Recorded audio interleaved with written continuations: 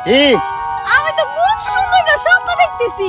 চলতি বছর বিয়ে করেছেন ছোট পর্দার ব্যস্ত অভিনেতা জামিল হোসেন ও অভিনেত্রী মুনমুন আহমেদ মুন। দুই পরিবারের সম্মতিতেই বিয়ের পিঁড়িতে বসেন এই জুটি। যদিও প্রথমে বিয়েতে রাজি ছিলেন না মুনমুন, সম্প্রতি এক সাক্ষাৎকারে এমন কথাই জানান দিয়েছেন অভিনেত্রী।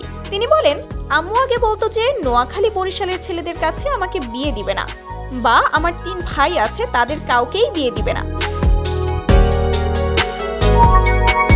তিনি আরো বলেন, নোয়াখালীতে গিয়ে আমার বিয়ে হয়েছে, আমি তো এই বিয়েতে রাজিই ছিলাম না। পরে আব্বু আম্মু সবাই আগে আমাকে রাজি করিয়েছে, তারপর বিয়ে করিয়েছে। বলেছে জামিল ভালো ছেলে, রাজি হও, কেন বিয়ে করবে না, এমন কথা বলেছে। আমি যে নোয়াখালীর ছেলেকে বিয়ে করলাম, আমার এখন মনে হচ্ছে সব দেশে আসলে ভালো মন্দ দুইটাই থাকে। জামিলের জন্ম সিলেটে, তবে পৈতৃক সূত্রে নোয়াখালীর। ভালো মানুষ সে। প্রসঙ্গত, স্ত্রী মুনমুনের সঙ্গে একসঙ্গে জুটি বেঁধে বেশ কিছু নাটকে কাজ করেছেন জামিল। সেখান থেকেই দুজনের পরিচয়, আর সেই পরিচয় একটা সময় গড়ায় ভালো লাগায়। সো ভিউয়ার্স, ভিডিওটি ভালো লাগলে লাইক, কমেন্ট, শেয়ার করে আমাদের সাথেই থাকবেন। আর এখনও যারা চ্যানেলটি সাবস্ক্রাইব করেননি তারা অবশ্যই চ্যানেলটি সাবস্ক্রাইব করবেন। কথা এন্টারটেইনমেন্ট, সুমাইয়া স্নিগ্ধা।